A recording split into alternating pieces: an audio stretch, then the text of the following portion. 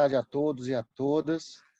Espero que estejam todos bem, se cuidando, né? Então, hoje temos a nossa quarta aula do curso Sérgio Mascarenhas de Políticas Públicas e a Qualidade da Educação Brasileira, realizado pelo Polo Ribeirão Preto, do Instituto de Estudos Avançados da Universidade de São Paulo. Eu sou o professor Antônio Costa, estou atualmente na coordenação do Polo, e esse é um curso proposto dentro das atividades da Cátedra Sérgio Henrique Ferreira, de Políticas Públicas para Cidades de Médio Porte, cujo titular é o professor Mozar Neves Ramos, autor, né, intelectual, mentor deste curso de extensão. Eu agradeço imensamente a todos por terem se matriculado no curso.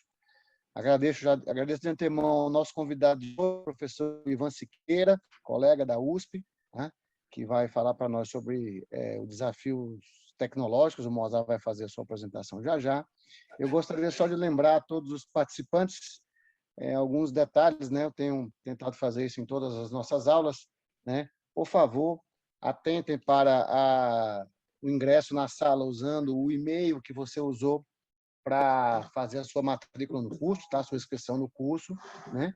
A frequência será computada automaticamente, se você assim o fizer, sem a necessidade de nos mandar um e-mail. Todas as aulas do curso feitas até agora estão disponíveis numa playlist criada no YouTube.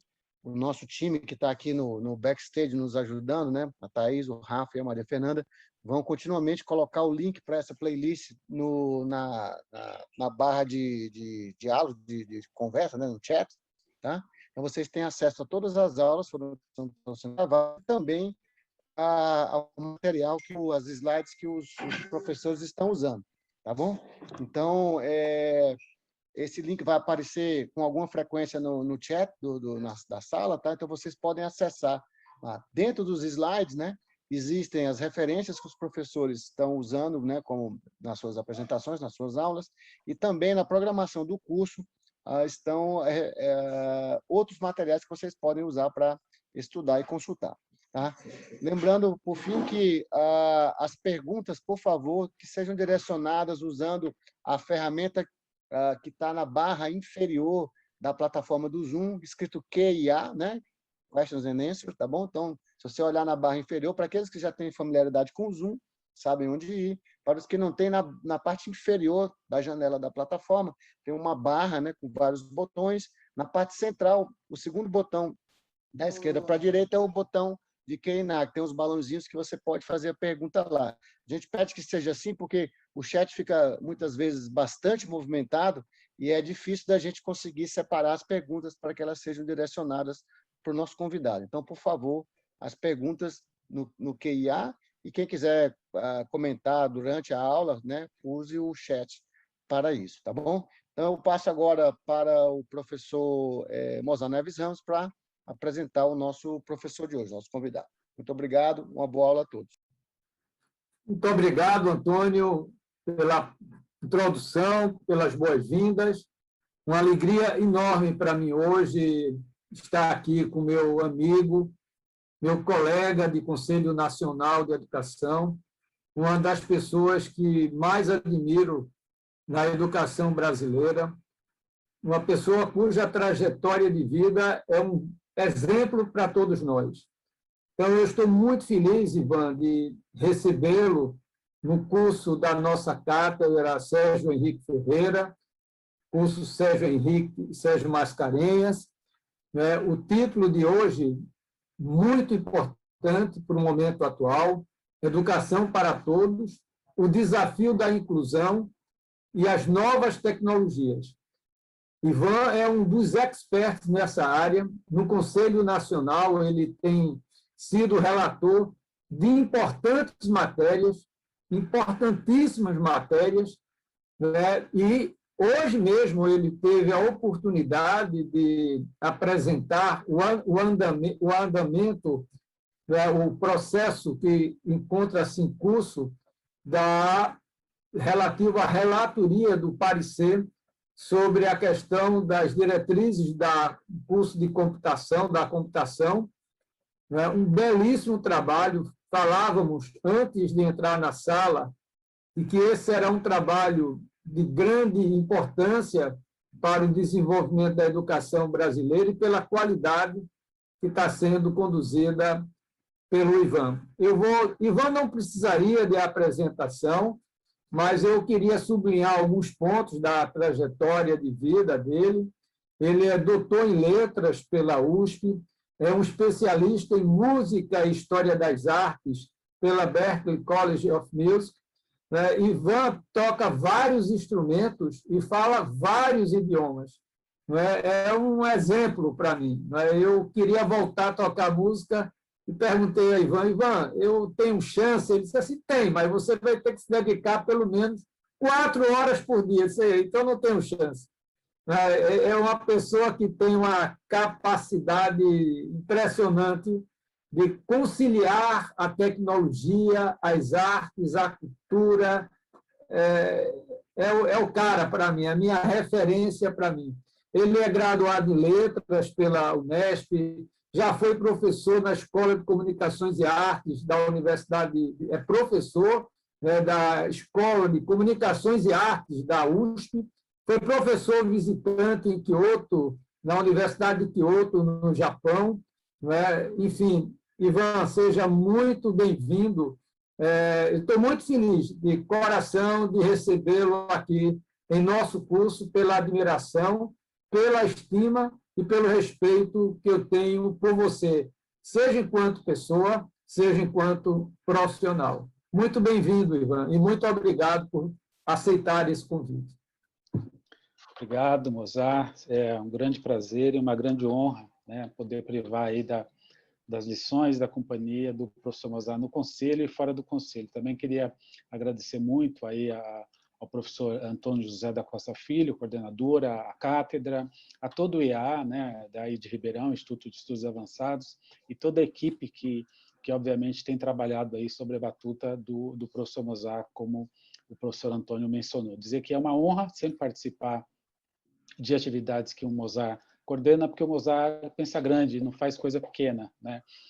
E a gente está numa fase do país que a gente precisa de coisas grandes, dada a grandeza, a dimensão dos problemas. Então, eu modestamente senti muito honrado, muito feliz pela lembrança. Eu vi a qualidade das pessoas que foram convidadas para poder falar, compartilhar.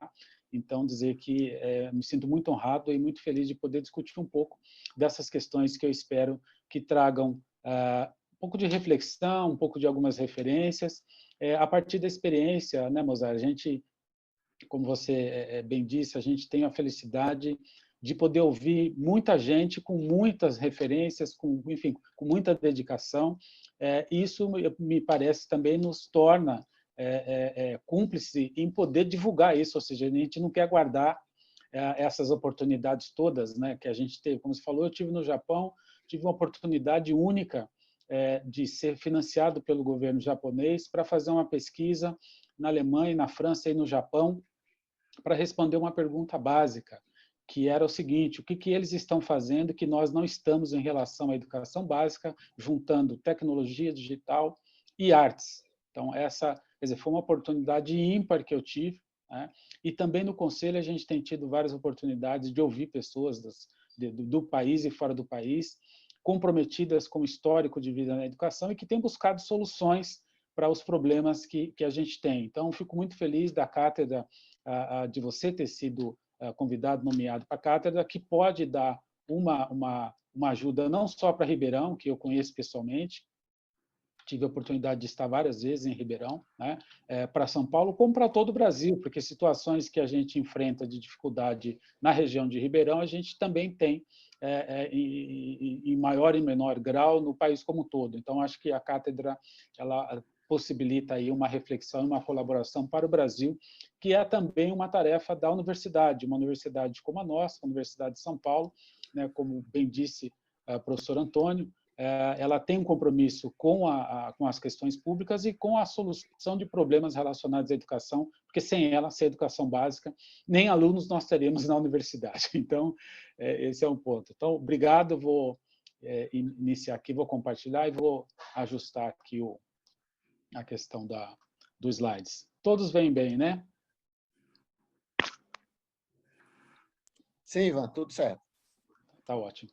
Bom, a primeira coisa é o porquê que a gente precisa de inclusão, né? Por que a gente, para falar da questão no digital, do fenômeno digital, como eu costumo dizer, e como é que a gente coaduna a necessidade de inclusão com essas questões e como que a gente pode utilizar dessa mudança de paradigma que está acontecendo em função dos fenômenos digitais permearem tudo, exatamente tudo, né? Com a educação não é diferente, mas isso, obviamente, também traz perguntas que a gente precisa responder, traz desafios, mas também traz oportunidades. Eu queria trazer um pouquinho desses dois aspectos, dos desafios, mas também das oportunidades que a gente tem de corrigir problemas que a gente tem centenários no país, né?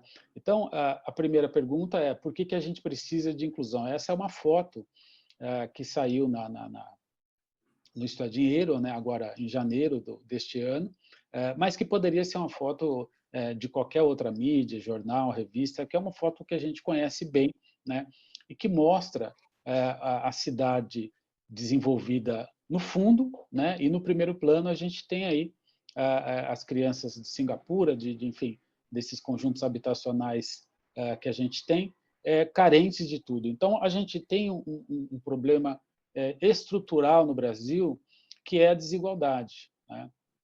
Então, por isso, a gente precisa, naturalmente, de pensar em questões inclusivas, né?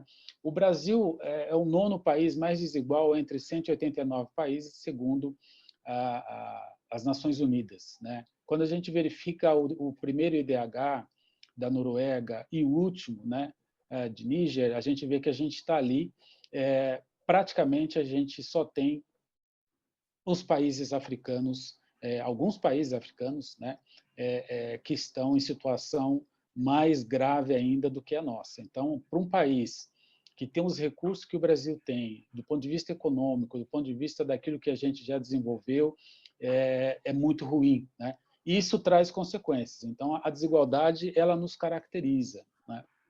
A gente está ali com 0,765 pontos aí no IDH, segundo as Nações Unidas, né? Mas essa desigualdade, ela se dá de maneira diferente, e para a gente pensar na educação e pensar na inclusão, a gente tem que considerar essas diversas camadas que vão permeando e que vão acrescentando densidade e, portanto, dificuldades, né, para a gente trabalhar e resolver os problemas. Então, a gente tem desigualdades estruturais do ponto de vista da etnia, da raça, né, do ponto de vista do gênero, se é homem, se é mulher, se é homossexual. A gente tem dificuldades do ponto de vista do território, onde essas pessoas estão, está na periferia, mas é uma periferia na capital, é a periferia regional, ou seja, a região norte, ou então cidades muito pequenas, seja no Nordeste, ou seja nas regiões Sul, Sudeste ou Centro-Oeste, a questão do desenvolvimento econômico, a modalidade educativa. Se a gente está tratando da educação indígena, por exemplo, a gente adensa mais dificuldade, a educação quilombola, né? E, obviamente, as questões econômicas familiares que vão, portanto, acrescentar mais dificuldades, e agora a gente viu na pandemia, né, o quanto essas dificuldades elas cresceram e têm trazido desafios, porque, obviamente, muitos não têm internet, não têm conexão, não têm os equipamentos necessários, não têm computador, o celular é inadequado para fazer atividades, não tem espaço em casa para fazer isso. Enfim, é uma situação de muita carência, de extrema carência, né? Desemprego, 14 milhões de pessoas desempregadas oficialmente, né? A gente sabe que é maior que isso. O Brasil voltando a ter aí um contingente expressivo de pessoas em situação de fome famélica, ou seja, que não conseguem fazer a quantidade mínima de refeições por dia, 3 refeições por dia, tá? Então, tudo isso impacta a questão dessa desigualdade estrutural que constitui o nosso país. Então, pensar em como a gente pode utilizar tecnologias digitais para incluir significa, primeiro, ter clareza, ter uma visão, ter uma dimensionalidade do quão esses problemas podem trazer de mais desafios e também de oportunidades para a gente poder vencer. Então, numa mesma escola, né, no mesmo bairro, a gente pode ter esses pontos cruzados ainda, né? Porque numa mesma escola, eu mesmo trabalhei em escolas públicas, e você tinha alunos que eram desde que moravam em favelas e alunos que chegavam de carro, o pai levava de carro. Então você tem situações, às vezes, na mesma escola, que são muito diferentes, muito díspares, né? E para pensar numa política e para pensar num currículo, para pensar numa estratégia pedagógica de uso de tecnologias digitais para a inclusão, é fundamental que a gente considere essas questões. Então, a gente sabe, por exemplo, que os estudantes negros e as estudantes negras estão no fim da linha em relação às questões econômicas, né? A falta de acesso, a questão da internet, a gente tem esses dados todos pelo país e pela região, né? E a gente tem, obviamente, dentro dessa mesma, digamos, categoria, a gente tem diferença de menino e menina, e a depender da idade, a gente vai ter desafios, sobretudo na adolescência. Os meninos têm um risco de morte muito aumentado por conta de violência, por conta, enfim, da desestrutura social que nós temos. Então, são vários problemas que a gente tem no país. E pensar na questão da inclusão pelos mecanismos digitais, portanto, implica em ter um mapeamento dessas condições para a gente ter um pouco mais de foco, um pouco mais de precisão nos acertos das nossas decisões.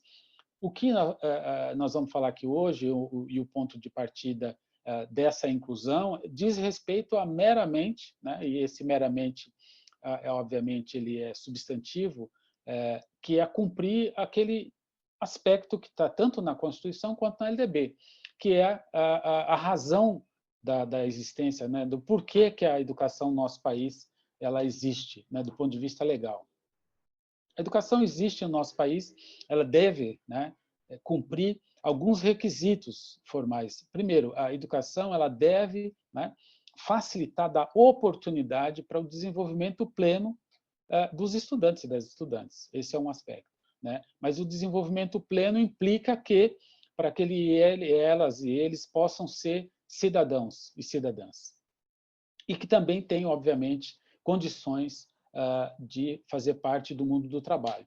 Ora, esses aspectos do desenvolvimento das suas próprias capacidades, né?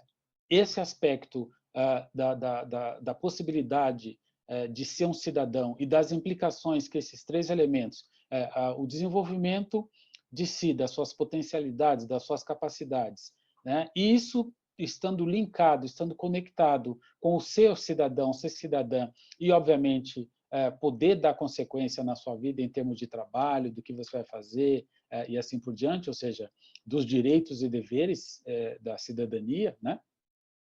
Isso a gente vai verificar que o digital, elementos digitais na educação, podem ajudar, não resolvem, mas podem ajudar a gente a alcançar o que a gente não alcança ou alcança com menos eficiência sem uso desses recursos. Então, esse é um aspecto positivo, né? Claro que o digital, se for utilizado sem esses cuidados, ou seja, sem considerar essas camadas, esses desafios intersetoriais e assim por diante, ele pode agravar, que é o que a gente tem visto, né? Então, o não ter acesso à conexão suficiente e aos equipamentos necessários é parte do problema, né? Parte daquilo que a gente pode chamar de infraestrutura. Mas quando a gente tem isso, ainda assim a gente precisa saber o que fazer com isso para poder promover inclusão. Então, a gente precisa da infraestrutura, a gente precisa dos equipamentos, dos devices, mas a gente precisa ter uma metodologia, o que fazer com isso, para poder incluir, para poder dar aquilo que deveria ser, talvez, a principal função da escola, né? Da educação de um modo geral, né? Não só da escola, que é dar oportunidade, né? A sociedade brasileira ela é desigual porque ela não dá oportunidades iguais. Então, as crianças entram na escola, né?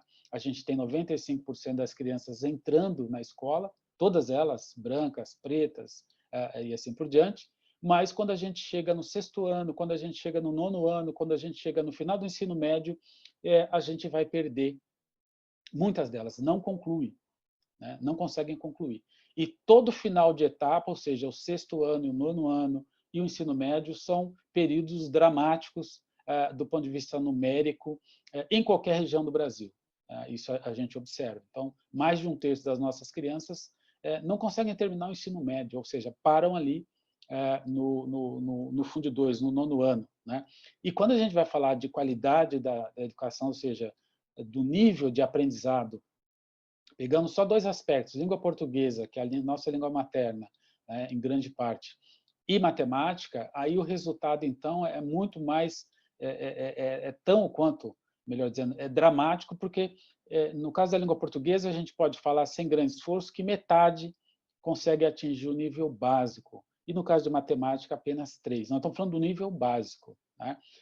E, obviamente, ao final do ensino médio, portanto, a gente tem uma situação ainda dramática, né?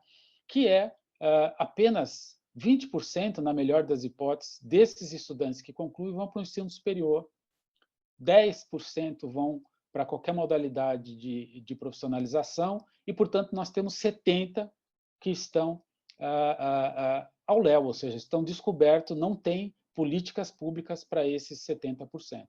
Então, essa desigualdade toda é o nosso pano de fundo, é a nossa cama e o nosso travesseiro, né? A questão é como que a gente, considerando, portanto, esses níveis diferentes de desigualdades, né, considerando gênero, considerando etnia, considerando a condição social, considerando tudo isso que a gente expôs, como que a gente pode pensar, portanto, em políticas e pensar em estratégias pedagógicas, porque a gente vai ver que cada um pode fazer alguma coisa. Evidente que, do ponto de vista macro, a gente precisa de políticas públicas, né? Porque a formação de professores implica em política pública, para que as universidades e as faculdades, obviamente, mudem seus currículos, ajustem e assim por diante, né? Mas também a formação continuada para aqueles e aquelas que estão em serviço também dependem de políticas públicas, das secretarias estaduais, municipais de educação, e também as próprias instituições, ou seja, as escolas, né? Elas também precisam ter o quê? O seu projeto político-pedagógico e, portanto, elas também precisam ter a noção do todo e do específico para que elas possam responder algumas perguntas com uma maior probabilidade de êxito, que é o que nós podemos fazer aqui, dadas as características do nosso público, utilizando as melhores informações, as melhores estratégias e as melhores ferramentas que estão disponíveis e que nós podemos acessar, né? Então, esse é um ponto excepcionalmente importante, porque muitas dessas ferramentas elas não são utilizadas por desconhecimento.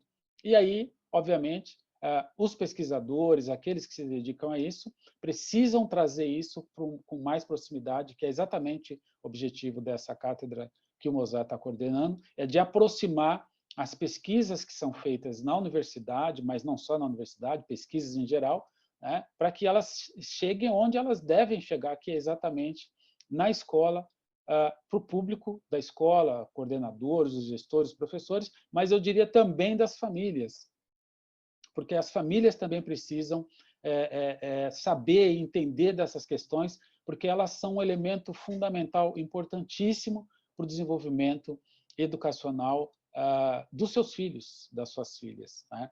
Ou seja, para o próprio desenvolvimento da cidadania no nosso país. As famílias são muito importantes para serem deixadas de lado. E aí, muitas vezes, a pergunta que a gente ouve delas é: tá, mas o que nós podemos fazer, né, para a gente buscar esse país que reduza essas abissais desigualdades, para que a gente promova condições de oportunidades na escola? Isso não quer dizer que a gente esteja dizendo que a escola vai resolver todos os problemas que tem no Brasil, mas a escola pode fazer melhor o seu papel, ela pode dar contribuições mais significativas para o agenciamento desses problemas, né? A escola, é claro que ela é reflexo da sociedade, mas ela também tem impacto em mudanças na sociedade, assim como outros organismos da sociedade têm feito. A gente tem visto aí nesse período de pandemia, o fechamento das escolas por esse 1 ano e meio, ele esgarçou o tecido social do nosso país, né? Tem mostrado, para quem não conseguiu, não queria ver, um conjunto profundo de esgarçamentos sociais, com consequências que podem ser cada vez piores se a gente não tomar as medidas que a gente tem que tomar, né? Então, nós estamos falando já de um aumento crescente de pessoas sem condições de alimentação, nós estamos falando de um crescente desemprego, nós estamos falando de uma crescente perda de perspectiva do que fazer, viver para quê, né? Então, a escola certamente não deve ser responsável por todos esses problemas que ela não criou, mas à escola cabe um papel fundante, porque se há um equipamento público que existe na maior parte das situações das cidades e das localidades, é escola. Às vezes não tem hospital, não tem biblioteca, não tem cinema, não tem, uma lista grande, mas tem escola, né? Então, obviamente que isso sobrecarrega a escola, mas ela é o equipamento público que você encontra onde você não encontra mais nada, né? Muitas vezes você não tem nem saneamento básico, outras questões, mas você tem uma escola. Pode ser uma escola precária, mas você tem uma escola. Então, isso é importante a gente ter essas questões. Mas considerando essas diversidades, essas diferentes necessidades, como que a gente pode, então, pensar em inclusão e o digital, né? Bom, nós não precisamos reinventar a roda, nós temos referenciais nacionais e internacionais. Os nossos referenciais nacionais, como a Base Nacional Comum Curricular, não caiu do céu, aquilo foi uma discussão nacional, né? E que se pautou por referências internacionais. Quando a gente observa as competências que lá estão, né? As 10 competências gerais, e quando a gente observa o que está nos currículos, né, internacionais, nas sugestões que são dadas pela Unesco, o que é discutido pelo Banco Mundial, e os fóruns internacionais de modo geral, o que os países da OCDE têm colocado, e assim por diante, países em desenvolvimento, Turquia, por exemplo, África do Sul, enfim, vários países, não só os desenvolvidos, mas países em desenvolvimento, que é o caso do Brasil, né? E mesmo aqui na América Latina, Argentina, Uruguai, por exemplo, a própria Bolívia tem discutido isso, o Chile, que já está um pouco mais adiantado, o Paraguai, enfim, a gente observa que há elementos comuns, né? E esses elementos comuns estão plasmados na maior parte dos currículos, ainda que a gente utilize termos diferentes, a ideia, o conceito é muito próximo, né? E esses conceitos, eles derivam, em grande medida, do seguinte: bom, o que caracteriza o século XXI? O que tem caracterizado? Quais são as forças pujantes do século XXI? É difícil a gente não concordar que uma dessas forças é o que eu estou chamando de fenômeno digital. Quando a gente verifica que desde da produção de vacina, que foi agora uma corrida para salvar vidas, né? O que permitiu que se conseguisse aquilo que se imaginava que não era viável, factível? Ora, foi o trabalho colaborativo. Tá, e o que permitiu o trabalho colaborativo? O conhecimento acumulado, as técnicas na biologia, na química, tá, e o que possibilitou isso? Nós vamos chegar em algum momento que é a questão digital. Então, você tem processos hoje que não seriam viáveis, não existiriam, de produção, de construção de conhecimento, de disseminação de conhecimento, de prova, de reprova, que fazem uso de sintetização de materiais, etc., digitais. Isso a gente vê na produção de vacina, a gente vê na produção, na indústria de transformação, chamada 4.0, isso a gente vê na discussão que a gente tem feito no Brasil em relação ao 5G, isso a gente vê em relação a toda a cadeia de produção, né? De serviços, da parte industrial e também da questão educacional. Muito daquilo que pôde ser feito ao longo dessa pandemia, ao longo desse 1 ano e 6 meses, sobretudo naquelas situações e nas escolas, nas localidades que puderam fazer, muito está relacionado a essa questão digital. Então, a existência de uma banda larga e a existência de equipamentos e, obviamente, do outro lado, a existência de profissionais que sabiam o que fazer ou que, pelo menos, tentaram fazer o que era possível, tentativa e erro, né? Utilizando, portanto, essa tecnologia.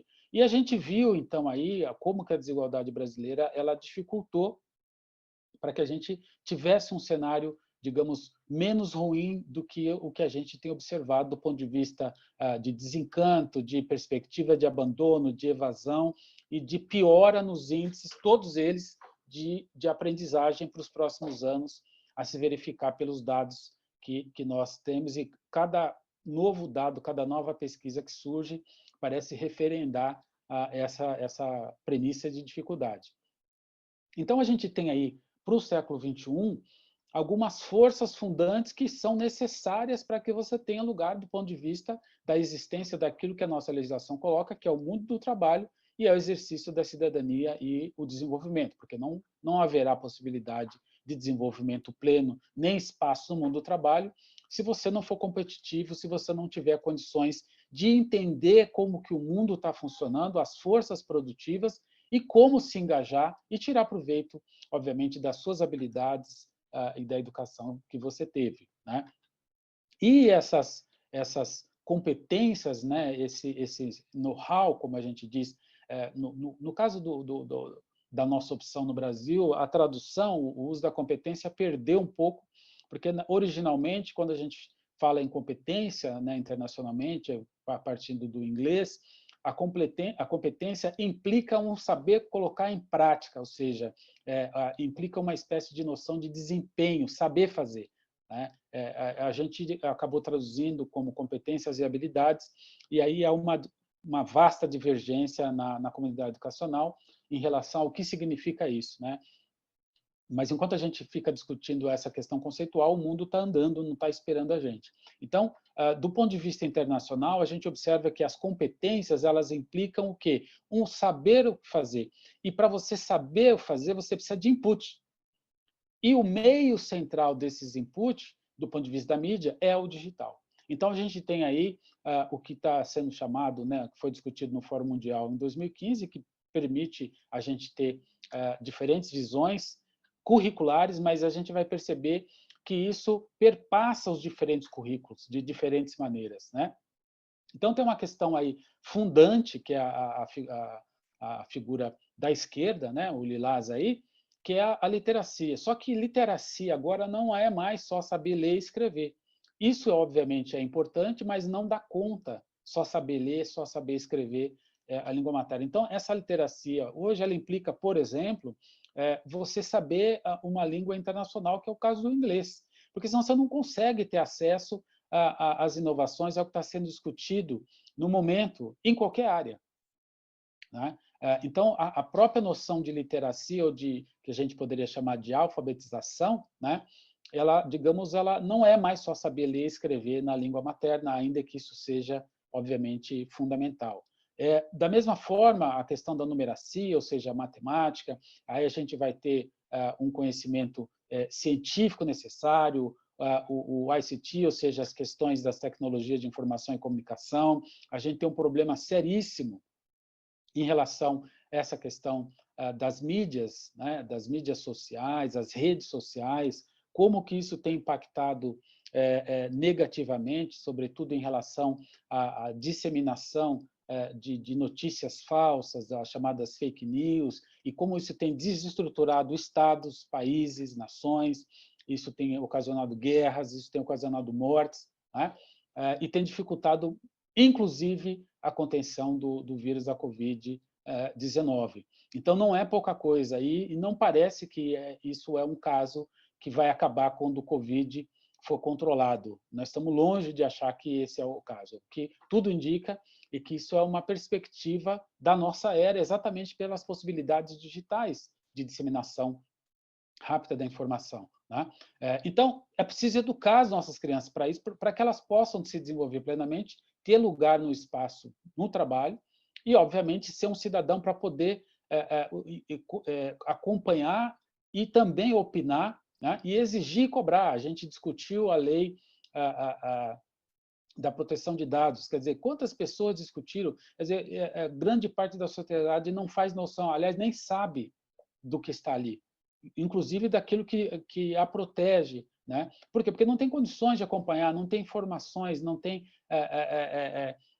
essa permeabilidade, não tem oportunidade para poder ter consciência do que se está falando e o porquê se está falando e eventuais consequências daquilo, né? As questões financeiras, né? Uma literacia também financeira. Esses dias eu vi uma pesquisa dizendo que mais de 30% daqueles e daquelas que têm algum recurso sobrando aplicam na poupança. Isso significa o quê? Significa que eles não sabem nada a grande maioria, né, sobre o que a gente poderia chamar de entendimento da questão financeira, porque deixar o dinheiro na poupança é perder dinheiro. Tá? Tem, no mínimo, você tem um conjunto de outras possibilidades com igual segurança, títulos do Tesouro, por exemplo, com diversas datas. Você tem as aplicações tanto de renda fixa como não. Enfim, você tem. E por que grande parte daqueles que têm, né, uma sobra aplicam na poupança? Porque eles não têm acesso a essas informações. E a gente tem questões culturais, cívicas, ou seja, o que é ser um cidadão no nosso século? A gente tem visto aí vários jovens e adolescentes ao redor do mundo encampando atividades e iniciativas para que a gente tenha um comportamento mais compatível com a preservação da natureza, com a preservação dos recursos, com a preservação, enfim, da vida, né? Para além daquilo que a gente tem feito até então. Ora, a gente vê isso menos no Brasil. Por quê? Porque os nossos jovens estão menos suscetíveis a essas informações. Né? A gente tem uma busca rápida na internet, a gente vai ver essas pessoas em países como Índia, como China e vários outros jovens utilizando conhecimentos que já estão disponíveis na rede, por exemplo, né? Para mudar situações de algumas localidades, de cidades pequenas, em relação a, por exemplo, poluição da água, de riachos, de praias e assim por diante, ou medidas relacionadas ao uso de energia e assim por diante, né? Busca de soluções para a economia, mudança de costume, mudança de padrão de consumo. Tem muito jovem, muito adolescente engajado. Proporcionalmente, a gente vê menos isso no Brasil. Isso, obviamente, está ligado à questão educacional, né?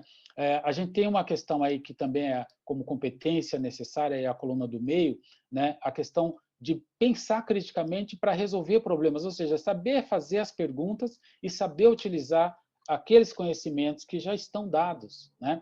Aquilo que já está dado, e poder fazer perguntas. A gente observa, pelas perguntas, muitas vezes, que falta essa reflexão, porque isso não foi treinado, isso não se criou esse hábito na nossa educação básica. Dou aula na pós-graduação, dei aula de redação por muitos anos na educação básica, e o grande problema da redação, naquele tempo e ainda é hoje, é porque as pessoas elas têm, não foram treinadas a como pensar e como fazer para comunicar o pensamento numa linguagem, que é um formato específico da redação, que é, obviamente, dissertativa, argumentativa.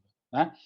Então, isso são questões importantes no mundo que a gente vive, pela maneira e pela aceleração que a gente vive. Portanto, a capacidade de síntese, de comunicar com públicos diversos, aí a questão da multiculturalidade, quer dizer, o fato de você estar aqui hoje não significa que você estará. A gente viaja, e eu encontrei na China comunidades de brasileiros, na Estônia, em todo quanto é lugar que você vai, tem comunidade de brasileiros jovens. E a pergunta que eu sempre fazia era, você pensava em estar aqui há um ano? Quase sempre a resposta era não. Então, a gente vê que nós estamos num mundo mais globalizado. Então, a educação tem que pensar nisso. A questão da criatividade, ou seja, nós não conseguiremos resolver problemas apenas utilizando o padrão das disciplinas, e isso explica muito das fusões das disciplinas. Biotecnologia, você tem associação cada vez maior entre as áreas exatamente para resolver problemas. Isso não significa o apagamento das disciplinas, mas significa a capacidade de juntar o que há de melhor em cada uma para resolver problemas complexos. Então, a gente viveu aí recentemente uma discussão tosca a respeito de uma suposta não validade dos conhecimentos das ciências humanas, quer dizer, no mínimo ignorância, não saber que o cientista social, o geógrafo, tem um papel fundante para responder a questões sociais em relação, por exemplo, quando se faz o censo do país, quando se detecta esses dados que nós estamos utilizando aqui, quando se formulam essas questões. Quer dizer, tudo isso depende o quê? De conhecimentos que são desenvolvidos nas ciências sociais. Como que a gente pode pensar um país sem arte, sem literatura, sem música, ainda mais um país como o nosso, que tem na cultura, na diversidade, uma das suas maiores riquezas. Então, assim, é um rio de ignorância atrás de outro rio, de um oceano de ignorância. Então, a questão da criatividade, e nós somos muito criativos no Brasil, mas nós precisamos trazer a criatividade para a resolução de problemas, para a educação.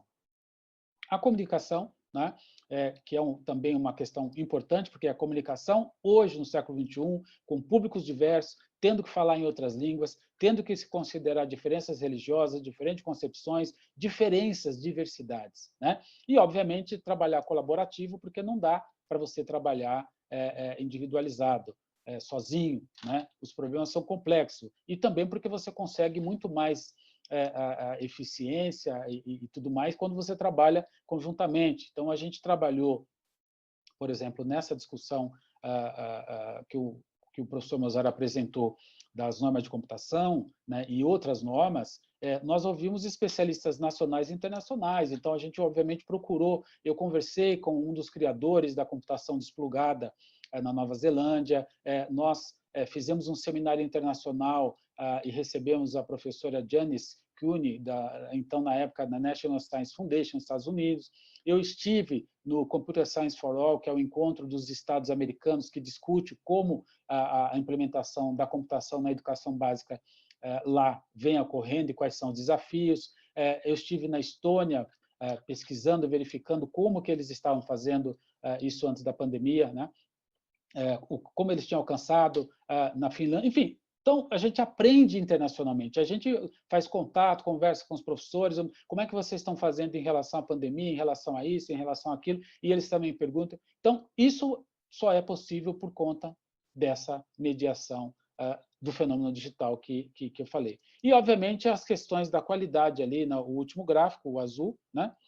Sobre a questão da curiosidade, a questão do desenvolvimento da iniciativa, da persistência. Enfim, a gente pode falar aí das características das habilidades socioemocionais que são fundamentais, e nesse período de pandemia, de depressão, de tristeza, de perdas, de mortes, isso ficou muito claro da importância dessas questões. Portanto, esses são os componentes essenciais que no mundo todo têm sido discutidos, e certamente no Brasil não vai poder ser diferente, né? Então, essas são as questões. A pergunta é como que a gente faz isso num país como o nosso, né?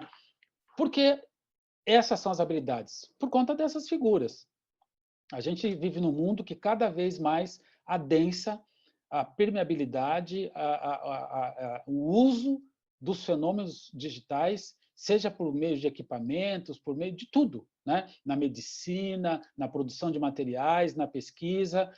Eu dou uma disciplina na ECA, que é Humanidades Digitais, né? Digital Humanities, que é exatamente o uso da computação nas ciências humanas. Então, você, na história, na sociologia, na filosofia, tem um papel importante em relação às questões digitais, né? Não só a questão da ética, mas também a questão da ética, o que fazer, como fazer, as consequências, né? O modo como a gente usa essa tecnologia. Nas artes, a gente já vê aí, a gente nem distingue mais. Antes a gente tinha o termo arte digital, agora já nem se considera mais aí o adjetivo, é arte apenas, porque o digital faz parte, né? Então, essas questões todas, elas, de certa maneira, justificam e mostram o porquê daquelas competências serem necessárias para esse mundo. E aí a gente tem o fenômeno da inteligência artificial, da automação, que tem muita propaganda, mas tem coisas que já estão aí produzindo resultados difíceis de serem ignorados. A gente tem, por exemplo, no caso do processamento de linguagem natural, né?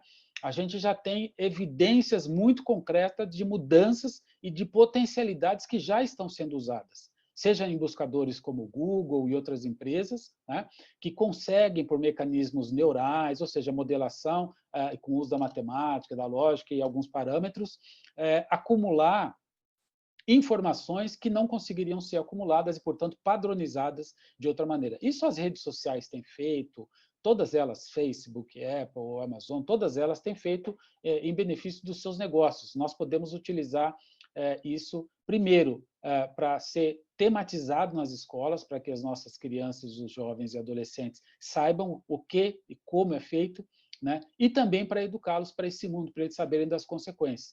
E em relação à automação, idem, né? A gente tem aí, nas escolas, em algumas escolas públicas, mas em muitas privadas, a gente tem a questão de robótica, tem o Scratch, a gente tem um conjunto de ações, de estratégias que podem ser feitas. Muitas delas podem ser feitas com menos recursos do que, em geral, as pessoas imaginam, né? E a gente tem aí, nesse último quadro à direita, né, como que essa questão do Big Data, sobretudo a partir da inteligência artificial, pensando no Machine Learning, né, como isso está impactado os vários setores da nossa vida, né? Então, essa questão da inclusão, pensando nos aspectos possíveis do digital, eu estou dando um exemplo aqui primeiro, a questão de código, que é uma coisa comum que a gente vê, né? Ora, isso possibilita, inclusive, as crianças aprenderem melhor a própria língua portuguesa, porque o código ele é uma linguagem. Então, quando você junta essas questões, primeiro que é uma motivação para uma temática que, em geral, as crianças gostam. Segundo, é que se pode também utilizar isso para a própria melhoria do entendimento da própria língua, né? A língua tem uma coisa que a gente chama de afixos, que são prefixos, são sufixos, tem uma coisa que é ali a raiz, que é o termo central, a gente tem as chamadas desinências, a gente tem as classes de palavras, ou seja, tem uma estruturação que permite um conhecimento e, portanto, um melhor uso.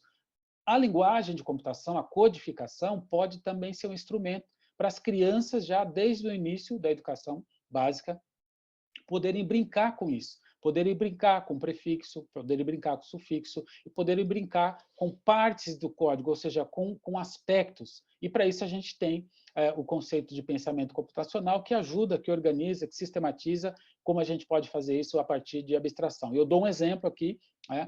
A gente pode pensar, por exemplo, pensando nas notas musicais, a gente tem a 7, depois mais 5, 12, né?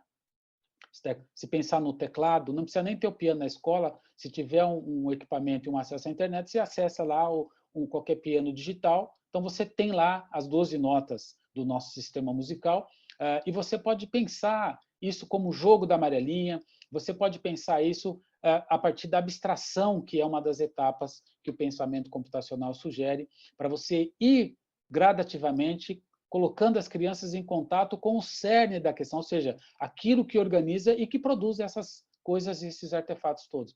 Então, você pode brincar com as notas musicais, você pode brincar pensando na ideia de ir e voltar, ou seja, do looping, que é um elemento importante da computação. Você pode brincar de amarelinha, aí você está permitindo que as crianças também tenham o desenvolvimento corporal, enfim, dá para fazer várias adaptações. E, obviamente, você pode fazer essa parte do código, utilizando a computação desplugada, com papel e caneta para fazer a marcação, ou seja, dobraduras. Então, sem computador, até porque nem é recomendado, sobretudo na educação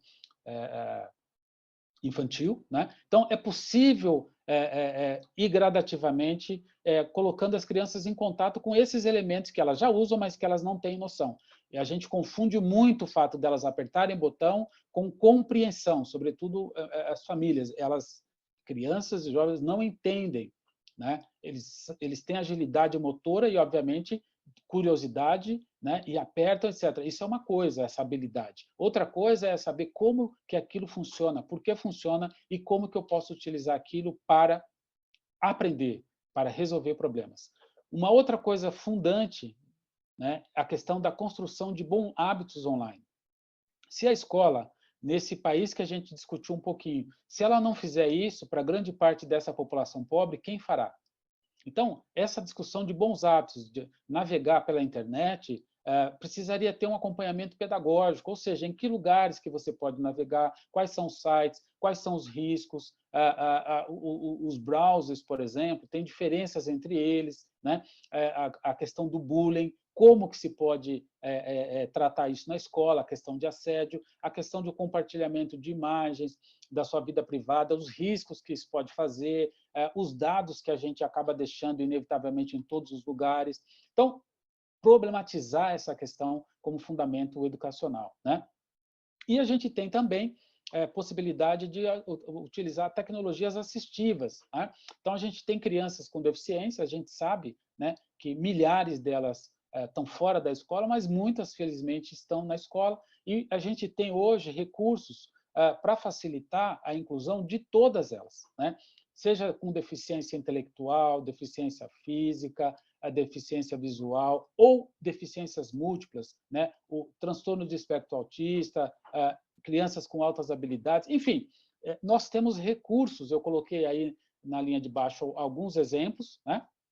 Então, nós temos recursos. A gente tem teclado virtual, a gente tem RedMouse, a gente tem Dovox, a gente tem o Prodef para as crianças surdas, o Speech-to-Pitch, ou seja, nós temos a realidade aumentada. Então, tem recursos para as crianças que têm dificuldade de mobilidade, que não podem movimentar os braços, que têm problema de cegueira ou de baixa visão, que têm surdez ou graus diferenciados de surdez, ou que têm múltiplos problemas. Então, existem software, existem equipamentos, né, que a gente pode utilizar para a inclusão dessas crianças. No caso do Prodef, por exemplo, ele faz a versão da língua portuguesa para o sistema de Libras e vice-versa, né? Então, isso pode ajudar muito numa determinada situação, onde, por exemplo, né, eu estou falando da situação real, não ideal, onde o professor não saiba Libras, por exemplo, né? A gente sabe que em muitas situações o professor não sabe Libras e não tem ali um profissional para fazer isso. Então, nessa situação, o Prodef pode ser um instrumento digital de inclusão, ou o próprio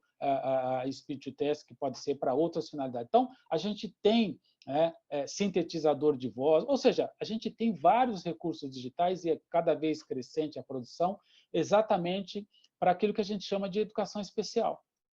Então, a gente tem aí esses elementos que a gente pode colocar. Ora, as competências da base, e aí a gente tem a competência 5, né, a cultura digital que foi colocada, e outras, percebam, todas elas, de certa maneira, são permeadas pelo fenômeno digital. Como que a gente vai falar em conhecimento? Como que a gente vai falar em desenvolvimento do pensamento científico, repertório cultural, comunicação, trabalho, projeto de vida, argumentação, autoconhecimento, empatia, responsabilidade e cidadania, sem que a gente aborde transversalmente essa questão da mídia digital, das mídias digitais ou do fenômeno digital, como eu costumo falar, como um elemento que perpassa, né, todas essas questões. Então, me parece que nós temos possibilidades não de resolver tudo, mas a gente pode incluir mais crianças, mais adolescentes, e aí a gente pode pensar, por exemplo, nas escolas indígenas, escolas quilombolas, ou nas escolas dos jovens que estão com restrição de liberdade, né? Nós temos quase 1 milhão de pessoas presas, né? Alguns vão dizer que são 700 mil, que 300 estão em situações várias, mas o fato é que nós temos uma das populações carcerárias de maior número no mundo, e grande parte dos jovens, só em São Paulo são mais de 5 mil, na Fundação Casa, né, que podem ter uma educação de qualidade se a gente fizer uso desses equipamentos. Fora aqueles que estão fora da escola, ou seja, aqueles jovens que estão fora da escola e aqueles adultos que também não tiveram oportunidade na sua idade apropriada. E, por fim, a gente tem aí essa educação, sobretudo em relação às perspectivas, né, que há alguns anos a gente imaginava que eram tendências, agora elas já estão, não são tendências, são realidade em muitos aspectos. Os novos comportamentos, para o bem e para o mal, ou seja, para aspectos positivos e negativos, as tecnologias, idem, para uso benéfico e também para usos deletérios do ponto de vista da disfunção social e assim por diante, né? A constituição da força de trabalho, a gente viu aí recentemente 2 publicações, uma na Ásia, sobretudo a Coreia, a China e Japão, e outra comparando países da OCDE e dos Estados Unidos. As empresas que conseguiram se manter e que tiveram, não perda, mas que tiveram ganho, todas elas, o quadro dos seus funcionários tem essas habilidades que a gente falou aqui. O que significa que aquelas que não conseguiram, dentre outros problemas, porque os seus funcionários, colaboradores, tinham menos dessas habilidades, dessas competências. A questão da mobilidade e a questão da globalização. Ou seja, a educação ela tem que ser local, considerar o território, mas ela não pode se prender apenas àquilo ali. Ela tem que ser local, mas ter uma perspectiva, obviamente, global, né? Porque se a gente não fizer isso, a gente está delimitando e está tirando oportunidade dos nossos estudantes, das nossas crianças. E certamente tirando a oportunidade também de um maior desenvolvimento deles, das suas famílias e da própria economia e do país que nós queremos ter, né? Então, esses são alguns elementos que eu queria trazer para a gente poder discutir. Então, aí o meu e-mail, o site do meu disco e os demais contatos aí, e fico, portanto, aí à disposição para a gente poder problematizar um pouquinho a partir das perguntas. Muito obrigado. Ivan, muitos elogios aí à sua fala, pessoal adorando, gostando, aprendendo muito. Então, Ivan, muito feliz aí pela tua fala, pela tua contribuição hoje ao nosso curso. Várias perguntas, vou pedir aí um tempinho aí. Parabéns pela fala, Ivan, do Adalto, aí mandando para você. O Juliano, parabéns, muito esclarecedor, gratidão. Enfim, muita gente parabenizando, Ivan. Não consigo mais, muita gente mesmo aí mandando os parabéns. E eu vou fazer 3 blocos de 3 perguntas, Ivan, e, por favor, fique à vontade. A Mônica Savini, ela fala na questão do retorno às aulas presenciais. Ela percebeu, junto aos alunos do ensino médio do Estado de São Paulo, uma certa resistência explícita, até, como ela disse, ao centro de mídias e às aulas remotas. Existe algum estudo feito, ou projeto futuro, para uma pesquisa quali quanto ao papel efetivo das aulas remotas na perspectiva dos alunos? A outra pergunta é da Rosângela Langer. Estou fazendo um software para a alfabetização. Sou formado em pedagogia pela Federal de Mato Grosso do Sul. O software é parecido com um game. O senhor acredita que um software dentro da escola pode auxiliar no processo de alfabetização? E a terceira desse primeiro bloco é do Tiago Augusto Jacó, onde ele pergunta: olá, professor, dou aula de artes, entre parênteses, e teatro, na rede estadual de São Paulo. Por diversas vezes utilizo a sala de informática para as aulas, onde consigo buscar rapidamente imagens, vídeos, para complementar o que já havia planejado. E, por diversas vezes, percebo que a própria gestão escolar acha que minha aula é ver vídeo de YouTube. Como trabalhar com essa gestão que, apesar de verem resultados positivos, ainda acham que tenho que passar conteúdo em lousa para os alunos copiarem caderno? Ótimo. Excelentes perguntas. Obrigado, professora Mônica, professora Rosângela, professor Tiago. A primeira questão... a gente tem visto, sim, alguns estudos, né, a respeito, tem surgido, claro que ainda recente. O primeiro que a gente observou mostrava que não havia acontecido o engajamento como era o previsto, né, ou seja, um engajamento muito baixo, né? Parte das razões para isso, a gente viu, a primeira parte do que eu falei. Os estudantes não têm condições materiais de acompanhar. Então, não basta você dar o chip, porque em algumas regiões de São Paulo, por exemplo, não pega sinal de celular da capital, não pega nada. Então, não adianta ter o chip, não adianta nem dar o celular ou o computador, que seja, porque não funciona. E aí? Então, e lá, infelizmente, nessas regiões moram muita gente, né? Moram muitas crianças. Então, essa é uma dificuldade, né? Poder separar essa falta de engajamento por conta dessa dificuldade. Uma outra que não está relacionada a não ter conexão, está relacionada ao equipamento. Você acompanhar uma aula pelo celular é horrível. Desanima, você não consegue fazer isso um dia, que dirá uma semana. Por quê? Porque não dá, ele não foi pensado para isso, ele é pequeno, não dá para fazer as atividades. E, além disso, tem esse outro problema da conexão, que a conexão também não dura o tempo. Então, primeiro, houve uma aprendizagem em relação à tentativa malfadada que foi feita de transposição do modelo de aula presencial para o modelo online. Houve esse aprendizado. Só que, durante parte desse aprendizado, muitos estudantes, sobretudo no ensino médio, desanimaram. Por quê? Porque eles viram que não dava, né? Eu conversei com vários que não funcionava. Por quê? Porque eles não conseguiam acompanhar.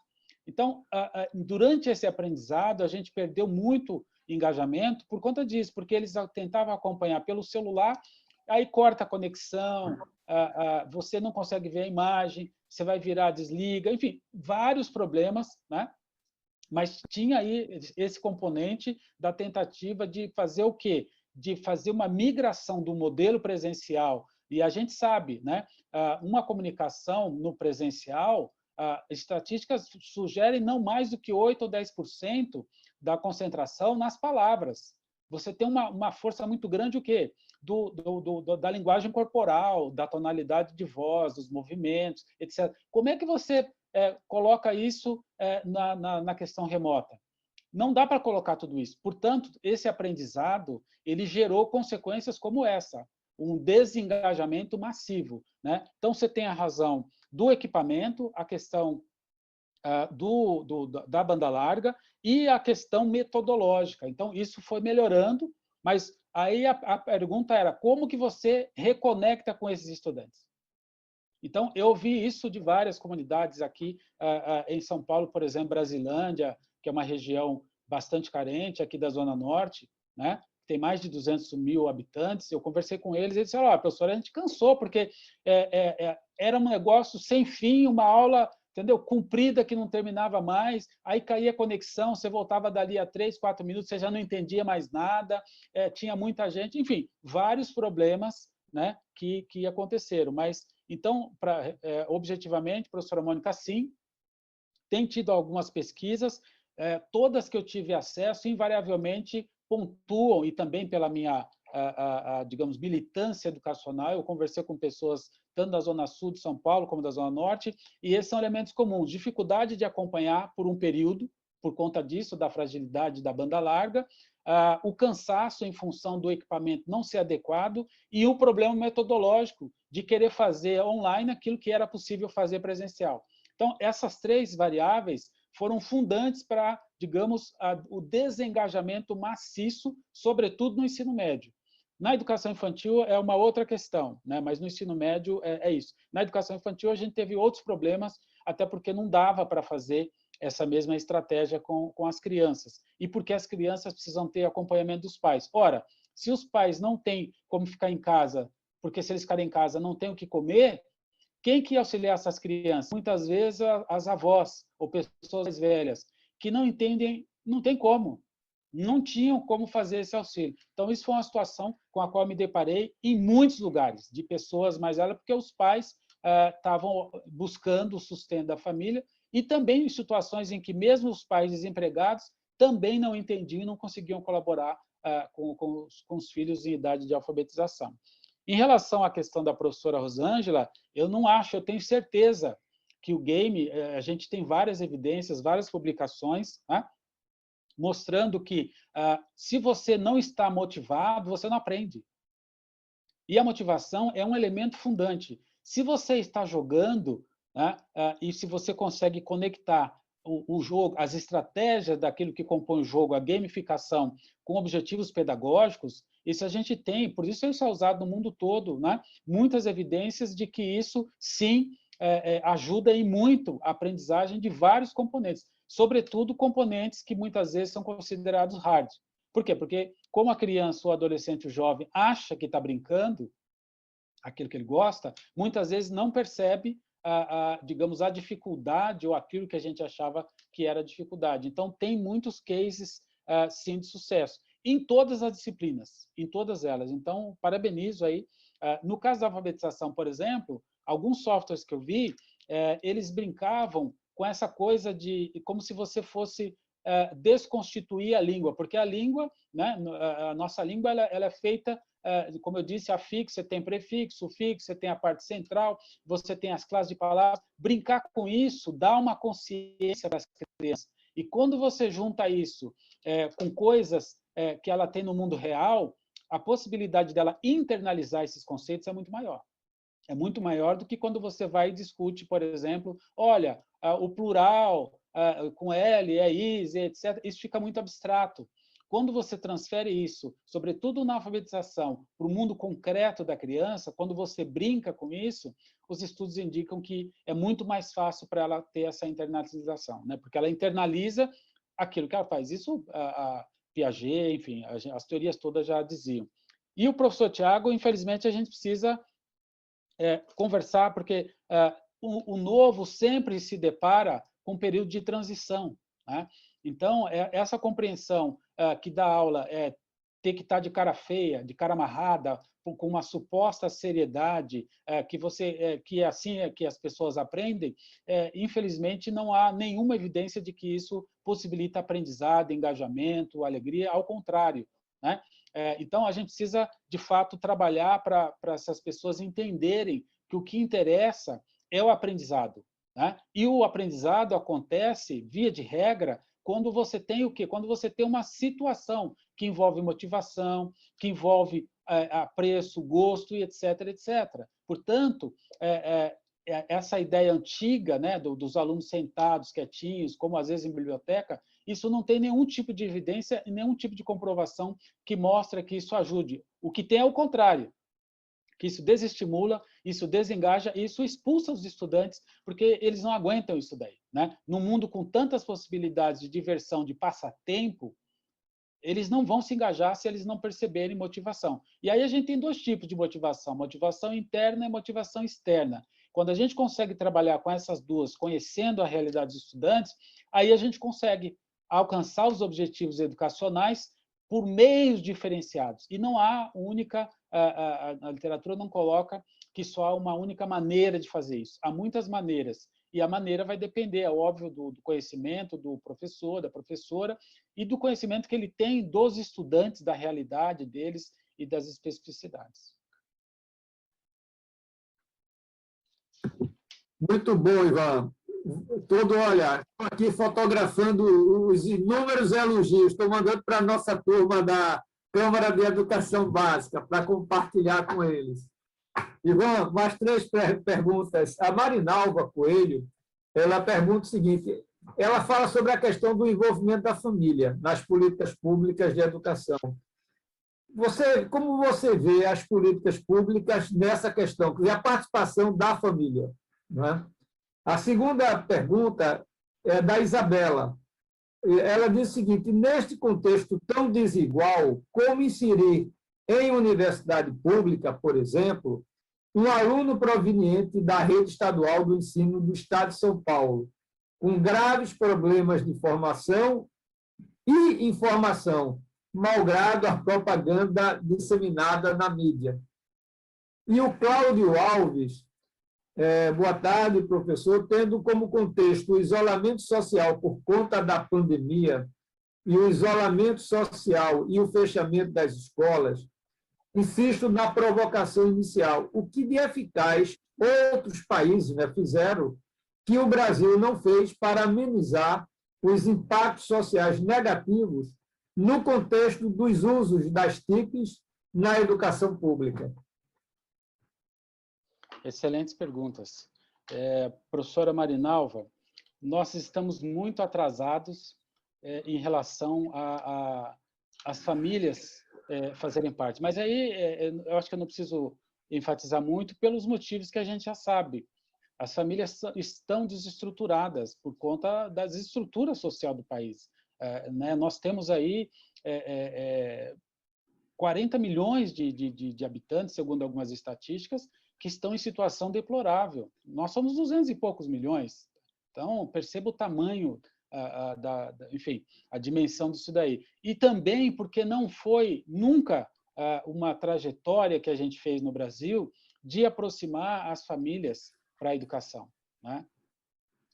Isso tem várias razões, mas o fato é que a gente está muito longe disso, né? A gente tem, inclusive, nessa pandemia, muitas evidências de que o engajamento da família foi fundamental para o engajamento dos estudantes e para a aprendizagem, para a minimização dos riscos e etc, etc. Né? Então, mas fica difícil você falar de engajamento para muitas crianças que vivem em situação de favela, por exemplo, que moram em casas onde dorme 3, 4, 5 numa cama, onde não tem mesa para estudar, onde você sai da casa, você está na rua, porque a casa tem um cômodo, 2 cômodos. Então, como é que você vai falar engajamento, catadores que né, saem de manhã para catar com seus filhos e o cachorro que vai do lado ali? Então, a gente tem muita desigualdade nesse país. Então, é difícil falar engajamento. Claro que nas famílias de classe média, que cada vez vão sendo reduzidas no Brasil, aí sim. Mas aí, mesmo em situações de família de classe média, quando eu dei aula, eu via isso e vejo ainda hoje, os pais muitas vezes se matam de trabalhar para poder dar um conforto para os seus filhos, não conseguem estar presentes. Então, você tem essas dificuldades que a gente tem, né? Claro que tem havido aí alguma mudança, mas, a meu juízo, ainda ela é muito pequena e insuficiente para aquilo que deveria ser. As famílias, por exemplo, deveriam cobrar mais das instituições, das escolas, mas elas só podem fazer isso se elas acompanharem. Elas terão argumentos se elas estiverem mais presentes, né? Isso a gente vê mais na escola privada, de um modo geral, né?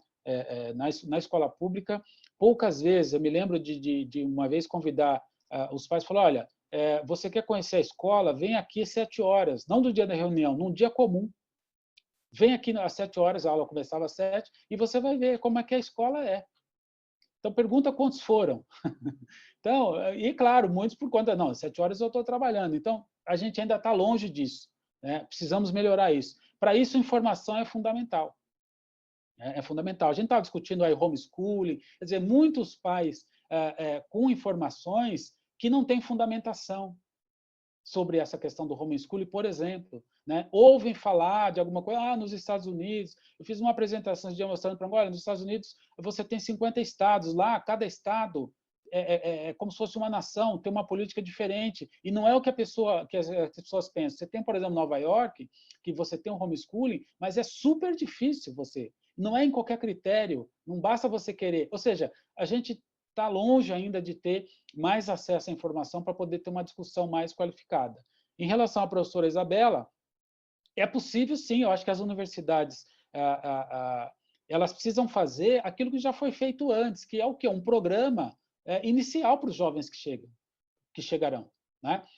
A gente sabe que eu converso com professores da matemática, né? Eu estou na ECA, de frente da ECA, a gente tem a FEA, a Faculdade de Economia e Administração, atrás a gente tem a Poli, do lado esquerdo a gente tem a arquitetura, e na diagonal, um pouco mais a 20 graus, a gente tem o prédio da matemática. E eu converso com professores da matemática, né?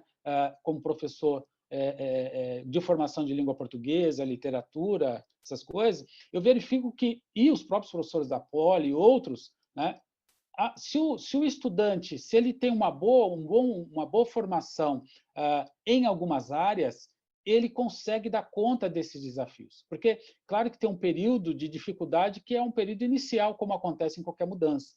Mas uma questão central para qualquer área é a leitura. Qualquer área, você mesmo na área de exatas, de física, de matemática, você precisa ler. Se você não sabe ler, dificulta, fica complexo. E óbvio, né, a questão básica do cálculo, se você não tem noções mínimas do que é uma equação, fica difícil, mesmo nas humanidades. Fica difícil. Porque como que você vai para o básico da estatística, por exemplo, na história, na sociologia, como que você vai enfrentar isso sem saber o que é uma equação, sem saber o que é um logaritmo, o que significa? Enfim, pela curva, hoje a gente usa muita visualização de dados, pela curva você já sabe o tipo de função. Se você nunca viu isso, fica difícil. Mesmo nas humanidades, que dirá nas áreas que tem como core essa questão. E, por fim, professor Cláudio, nós deixamos de fazer várias coisas no Brasil que foram feitas mundo afora. Por exemplo, nós deixamos as escolas ficarem fechadas por tempo demais. Esse foi um erro que a gente fez, né? E o que a gente poderia ter feito que a gente não fez? Eu poderia dar vários exemplos, mas eu vou dar alguns porque eu acho que bastam. O que a Inglaterra fez que a gente poderia ter feito? Ela simplesmente falou, olha, algumas escolas, essas escolas vão atender os filhos dos trabalhadores que não podem ficar em casa. Portanto, você reduziu a quantidade de estudantes numa sala, vamos colocar, para 1/3, ou às vezes até menos. Portanto, isso tornou possível as medidas de segurança que eram recomendadas. Ora, nós estamos recomeçando agora 1 ano e 6 meses com medidas que a gente já sabia há muito tempo.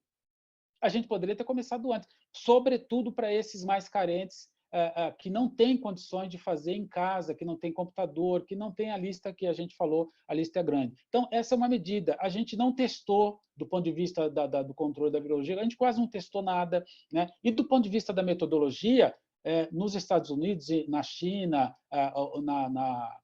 mesmo em países da África, o que eles fizeram? Eles cederam os equipamentos das escolas para os estudantes que não tinham. A gente poderia ter feito isso. Emprestar os equipamentos para os estudantes que não têm, ou abrir a escola para que grupos de estudantes com monitoramento, enfim, etc., porque eles podiam ir para as escolas para buscar alimentação e não podiam fazer uso dos recursos das escolas. Né? Enfim, então, a gente poderia ter outra coisa que a gente não fez. A gente poderia ter dado uma preparação para os professores nos primeiros 2 meses, para problematizar, para discutir, para socializar aquilo que a gente já sabia. Por exemplo, a gente já sabia que não ia dar certo querer migrar a aula presencial para a aula online. Ou seja, dar uma aula de 50 minutos numa aula de 50 minutos remotamente. A gente já sabia isso, que não ia dar certo. Então, a gente falhou em vários aspectos metodológicos, a gente falhou no aspecto do controle epidemiológico e a gente falhou, me parece, sobretudo, em não ter tido uma compaixão com os pobres.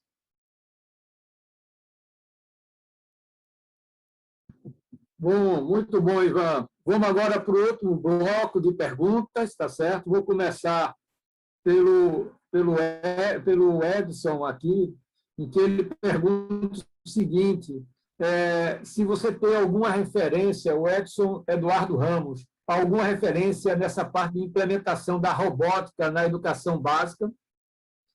A Suelen Anjos, ela gostaria que você falasse, ou fizesse sugestão de leitura da relação citada em educação musical e o ensino da programação.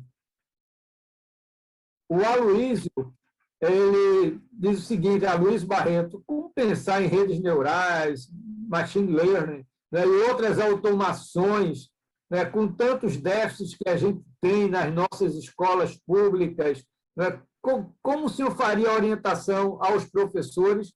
Porque é o gap, né, entre o que está acontecendo, né, o que a Luísa está acontecendo no mundo real, né, dos países envolvidos e os nossos desafios ainda, não é, Ivan?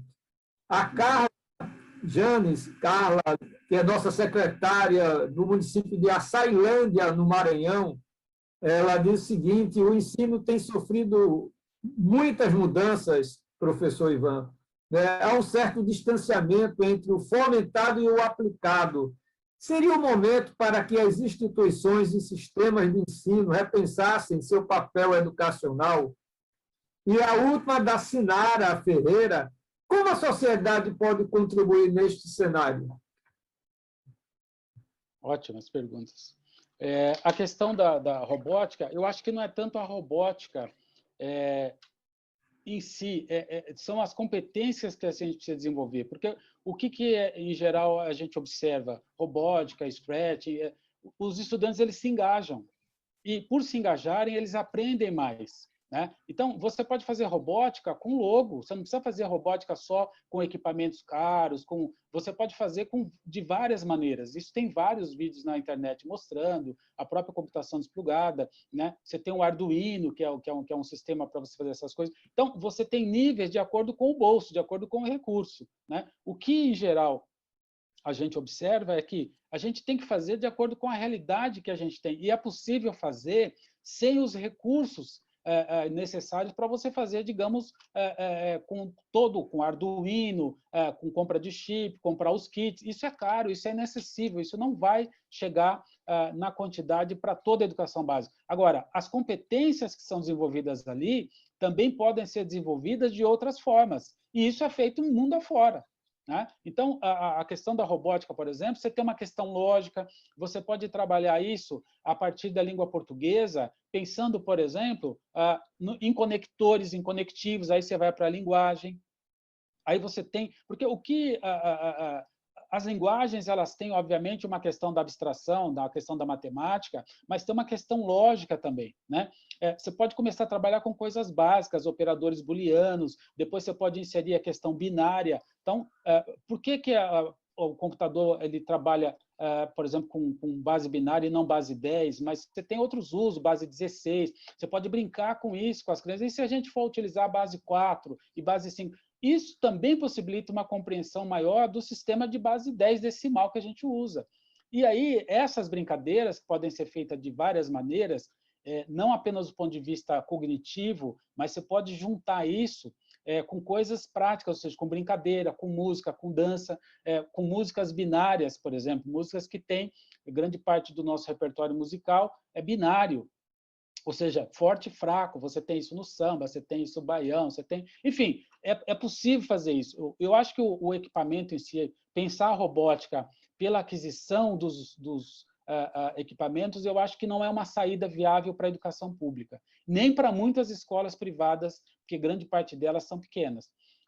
Uma saída que a gente vê no mundo afora e também tem iniciativa no Brasil é pensar no desenvolvimento das competências, no engajamento dos estudantes a partir de outros elementos que são acessíveis, como, por exemplo, via computação desplugada, via trabalhar com outros materiais. Você pode trabalhar, tem experimentos professores que trabalham com pilhas, por exemplo, com pilha, com lâmpada, com outros recursos. Enfim, você junta o professor de química, junta o professor de física, junta o professor de artes. Então, você pode trabalhar de diversas maneiras, pensando em 3 elementos que são centrais, a gente vê isso em vários currículos do mundo. Primeiro, a questão do conceito, né?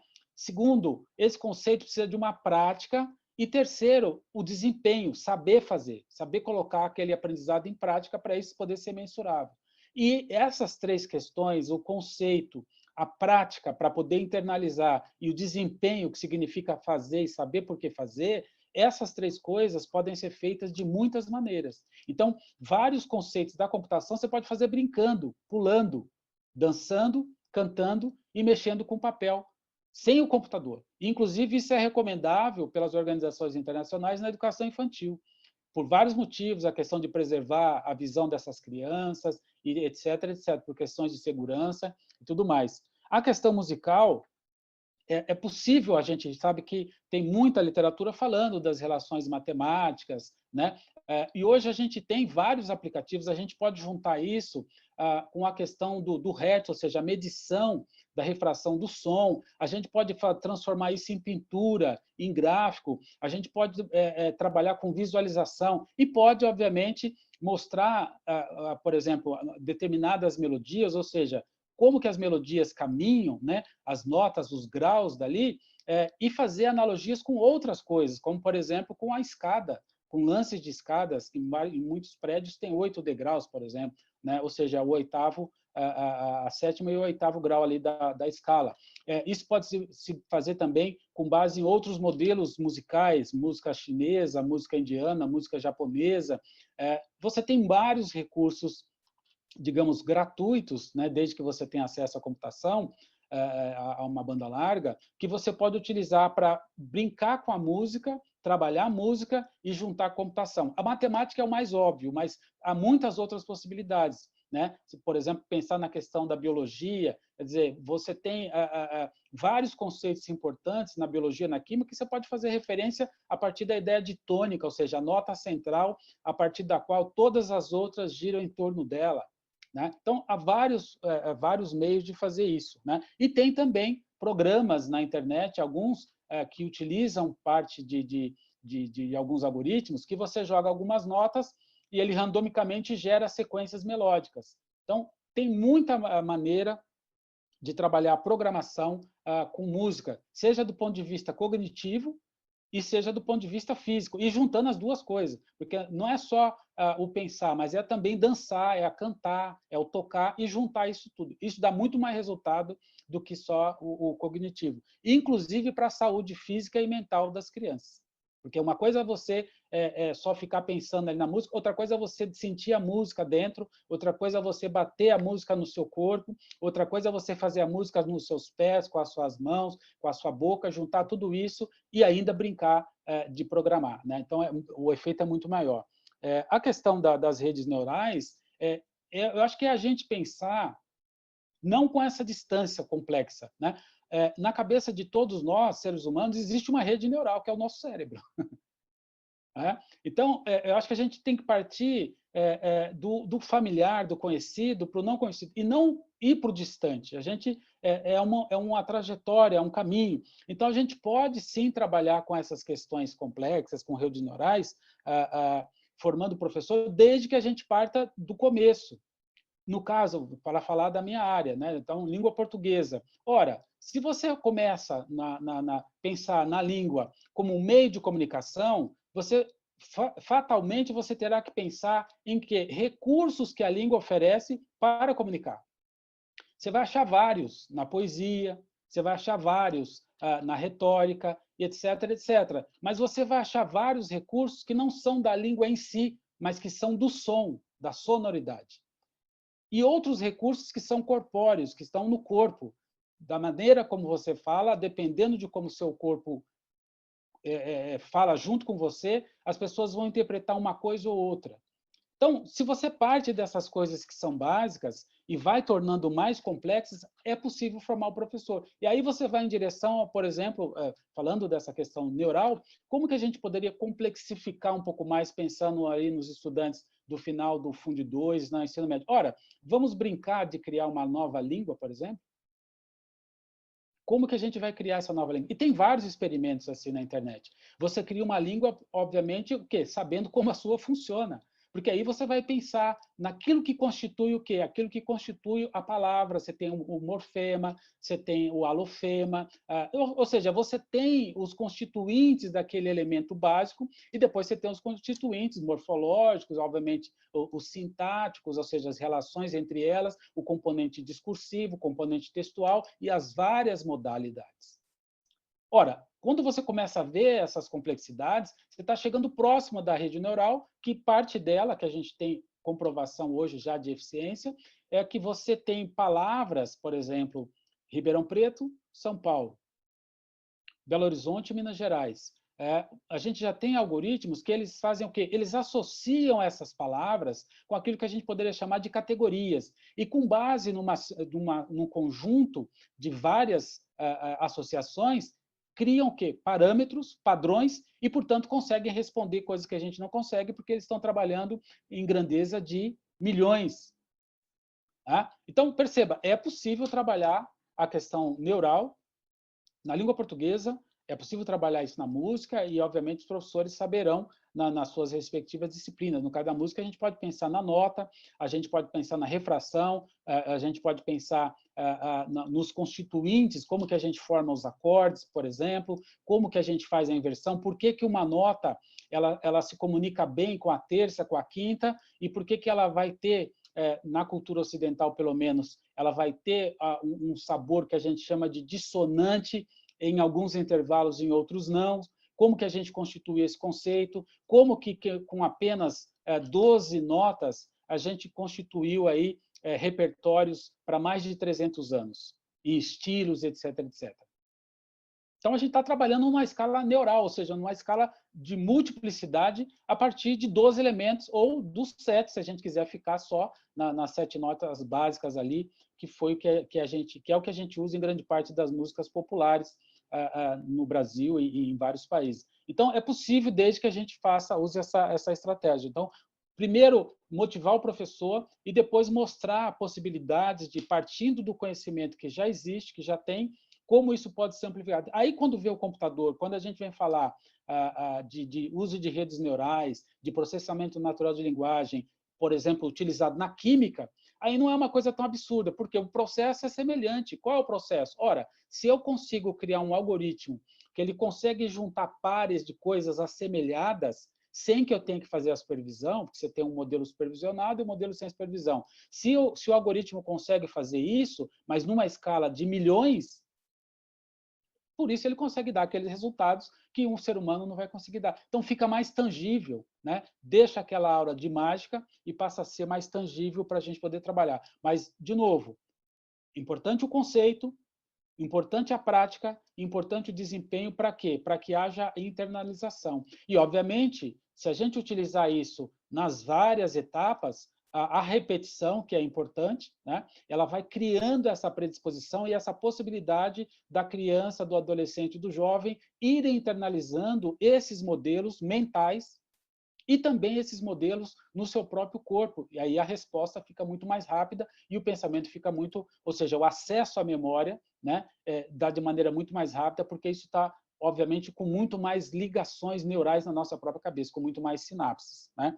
Então, a questão da distância, né, a quarta questão aí, em relação à educação, sim, há uma distância, não é só no Brasil, há uma distância em relação ao que a educação e as escolas, né, porque grande parte da educação, sobretudo no Brasil, é oferecido pela escola, em relação às necessidades. Isso explica parte do desencanto dos estudantes pela educação, né? Porque há uma distância aí entre o mundo real e aquilo que a educação oferece. A educação está atrasada, não só no Brasil, no mundo todo, mas aqui, dadas as peculiaridades do nosso país, as nossas desigualdades, está mais atrasado ainda.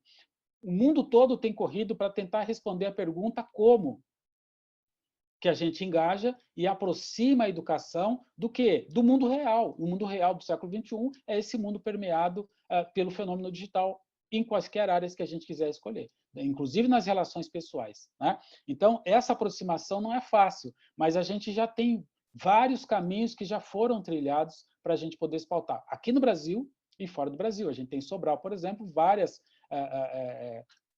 ocorrências positivas de melhorias, né, da educação, da qualidade da educação, e em outros lugares também, no Piauí, ou aqui em São Paulo, a gente tem vários bons exemplos no Brasil, de coisas que dão certo, que têm dado certo, né? Alguns mais tempo, como o caso do Sobral, e outros menos tempo, né? Mas a gente tem bons exemplos. E temos exemplos fora, a gente aprende com a gente e aprende fora também, né? E, por fim, a questão da sociedade, eu diria que nós estamos vivendo um período de mudança muito profunda, muito rápido. Isso a gente vê na fala de especialistas de várias áreas, né? E parte dessa rapidez se deve, digamos, a essa conjuntura que possibilita essa obsolescência muito rápida, que é exatamente essas tecnologias que nós desenvolvemos. Se, por um lado, elas possibilitam, desde a construção de vacinas, como foi em período recorde, né, por meio dessas possibilidades de trabalho cooperativo, por meio do uso de supercomputadores, etc., etc., por outro lado, você tem também outros usos, a obsolescência programada, você tem aí o uso de informações públicas, etc., em benefício de poucos. Você tem o lado B dessas questões, né? E a educação, ela está procurando encontrar o seu caminho nesse mundo de muitas mudanças. E, obviamente, a sociedade, ela também obviamente, ela é fruto do seu meio. E, no caso do Brasil, a sociedade aqui é fruto desse meio. Ou seja, é uma sociedade que convive convive desde sempre com uma desigualdade estrutural, né? Convive com uma parte pequena da população que tem acesso aos benefícios e às oportunidades, à saúde, à educação, a museu. Aqui em São Paulo, a gente tem vários distritos que não tem uma biblioteca, não tem um museu, não tem um cinema, não tem nada. Isso não é de hoje, isso há anos, né? Na cidade mais rica do país. E quantas pessoas moram nesses lugares? 150 mil, 200 mil pessoas, 250 mil, e assim por diante, até mais. E não tem um hospital, não tem um museu, não tem uma biblioteca, não tem. Tem escola, mas não tem as outras coisas. Então, é difícil acreditar que isso é por acaso, né? Felizmente, parece que a gente tem visto aí, também por conta do clamor da pandemia, uma movimentação no sentido contrário, mas a sociedade brasileira ela é, sobretudo, brasileira, ela não do espaço de outro lugar. Por isso, a gente vê decisões políticas e etc., na administração, que são decisões de pessoas aqui, com a nossa cultura. Não são de outros lugares, não são de outro planeta, ou seja, é gente nossa. Gente que faz parte da cultura, que foi formada pela cultura que nós temos, né? Então, nós precisamos melhorar a educação em vários níveis, inclusive, e eu diria, sobretudo, para uma educação da sociedade. Por quê? Eu não acredito que a escola, qualquer que seja ela, pública ou privada, dê conta de tudo isso que a gente está falando aqui. Em vários países mais desenvolvidos, na Alemanha, por exemplo, você tem vários centros que desenvolvem parte disso que a gente está tratando aqui, da educação. Você vai no Museu de Arte Natural da França, por exemplo, você tem o que lá? Você tem pesquisadores dessas áreas dirigindo o museu. Parte de atividades escolares, educacionais, são feitas lá, no museu museu natural. Né? Quantos museus de ciência natural nós temos no Brasil? Quantos museus de cultura indígena nós temos nesse país? Eu soube recentemente que no Pará não tem nenhum, com toda a população indígena que tem lá. Então, esse é um exemplo. Isso é a sociedade brasileira. Né? E a gente poderia dizer isso em várias outras questões. Como que a gente aceita que um bairro onde moram 200, 300 mil pessoas não tenha uma biblioteca? A gente faz isso de hoje para daqui a pouco, se a gente quiser, convoca todos aqueles que têm mais de 10 livros para doar um livro, e uma biblioteca se forma em um dia, se a gente quisesse. É possível fazer isso. Né? Então, é possível a gente fazer muito mais coisa. Agora, isso, obviamente, depende do quê? Da percepção da sociedade enquanto um elemento central para a decisão. Não podemos só culpar os políticos, que eles não vêm de Marte, não vêm de outro planeta, eles saem daqui e muito do que eles fazem contam ou com a nossa anuência ou com o nosso silêncio. Por isso que as coisas acontecem. Então, essa questão social, eu acho que ela é fundante e explica muitas das dificuldades das nossas escolas e também, eu acho que parte do problema, mas ela também é parte da solução. A gente tem visto aí algumas melhorias significativas que não são reais, como diria o professor Chico Soares. E por quê? Por conta da sociedade. Então, também a chave para a solução de vários problemas na educação passa pelo engajamento da sociedade. E aí eu não estou dizendo só aqueles que têm os filhos nas escolas, mas também aqueles que não têm filho em escola pública. Porque a gente sabe que as classes médias, via de regra, elas não têm os seus filhos em escola pública. Mas a gente tem observado o engajamento, uma preocupação também das classes médias com relação à escola pública. Então, eu acho que essa é uma questão central. Né? A sociedade brasileira mudará ou não a educação pública, se ela quiser. Se ela não quiser, não tem mudança, não há como a educação mudar contra a vontade da sua própria população.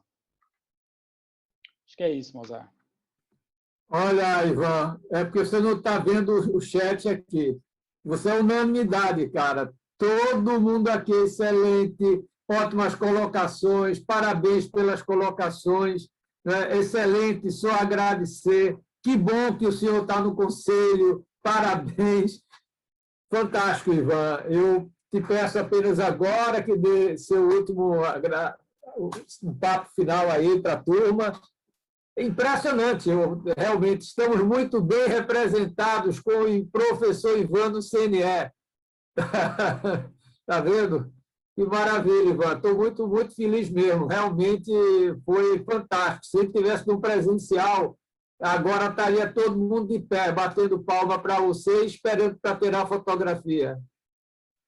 Imagina. Obrigado, professor Mozart, professor Antônio, pelo honroso convite, pela oportunidade, todas as colegas e os colegas que estão aqui com a gente, interessados em fazer a mudança.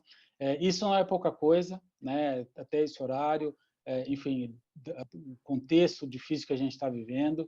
Então, isso motiva a gente. Eu acho que esse esforço que nós estamos fazendo, que não é um esforço para nós, mas é um esforço para as gerações mais jovens e para aquelas que virão, motiva, né? E motiva ainda mais quando a gente vê tantas pessoas interessadas, pessoas que levantam de manhã e, independentemente da vida dura, né, que tem, tá com essa disponibilidade e com essa motivação para fazer o seu melhor possível.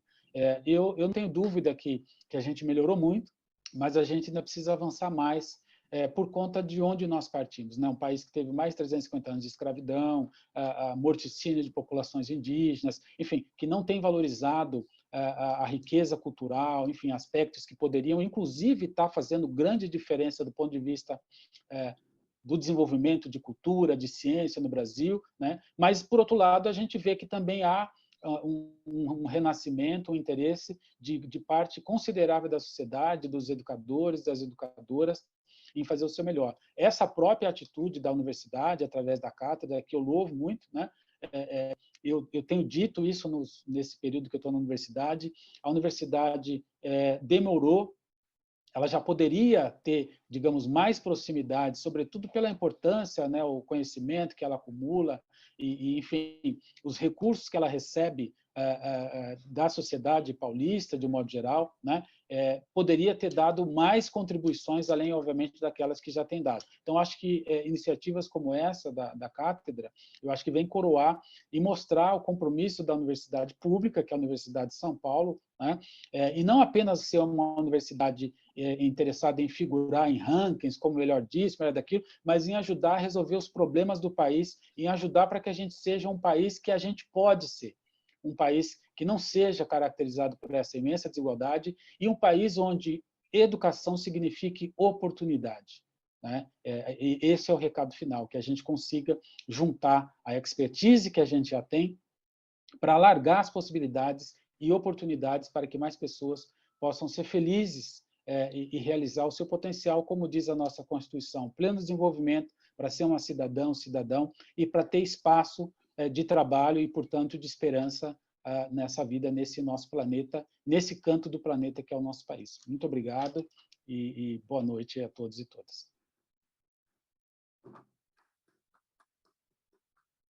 Parabéns, Ivan, muito fantástica, fantástica. Você precisava ver aqui que o pessoal está falando aí, cara. Muito bacana, te agradeço enormemente. E antes de passar para o Antônio, queria só lembrar que na próxima quinta-feira vamos ter a presença da professora Filomena Feira. Filomena foi uma pessoa que Ivan também conheceu lá do Conselho, nos ajudou, né, Ivan, na gestão, nas diretrizes da gestão escolar. É uma jovem que eu tenho uma grande admiração, né, que certamente vai trazer uma grande contribuição para a questão da qualidade da gestão escolar, que é um elemento hoje também fundante para esse momento em particular que nós estamos passando. Ivan, mais uma vez, meu amigo, muito obrigado, uma boa noite, show de bola. Olha, você precisa ver o que a turma está falando aqui. Você agora virou ídolo. Eu tenho que puxar você agora para a cátedra. Não tem como, você tem que ir para a cátedra. Antônio, você dá o... Bom, só para encerrar, então, Ivan, muito obrigado pela aula, realmente sensacional, né? Prazer te conhecer, um prazer tê-lo com a gente aqui nos quadros da USP. Como o Mozart falou, espero que a próxima vez presencial em Ribeirão Preto, né? Trabalhando junto com a gente. E lembrar apenas que o trabalho da nossa cátedra, desde o começo, tem sido pensado exatamente em quebrar essa barreira universidade-sociedade, estabelecer essa conexão, e a gente não produzir apenas mais teses ou artigos que vão ficar lá na prateleira da biblioteca da USP, ou de onde quer que seja, né, que a gente consiga gerar impacto. E que esse curso apareceu exatamente no momento de pandemia, né? Acho que a vontade do Mozart e do nosso time de fazê-lo decidiu por oferecer o curso, mesmo agora sabendo dos desafios do momento de pandemia e mesmo sabendo dos desafios tecnológicos, aí uma conexão com o evento de hoje, com a aula de hoje, né? Que haveria de usar uma plataforma em modo online, né? Acho que grande parte dos participantes são professores, nós somos professores, tivemos que aprender a dar aula nesse modo aqui, né? Que tem lá suas limitações, a gente sabe, o bom seria estar olhando um na cara do outro, poder conversar, dar aquele abraço, né?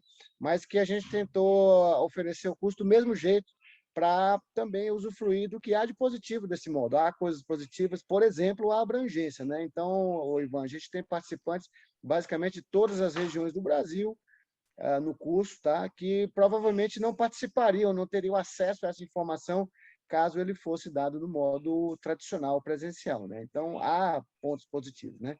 Então, a gente está aprendendo a fazer isso também, estamos nos acostumando. E te agradeço imensamente por ter nos ensinado mais sobre esses desafios tecnológicos com a aula de hoje. Aprendi bastante, tá? Como físico, como apreciador da música, tento tocar, mas não consigo, mas gosto, né? Entender a temática da música foi muito, muito instrutivo. Então, olha, a todos os nossos participantes, um bom final de semana e a gente se vê na próxima quinta-feira. Mais uma vez, lembrando, a pandemia não acabou, distanciamento, máscara e vacina no braço. Vacina boa é vacina no braço. Boa noite a todos, fiquem bem, se cuidem.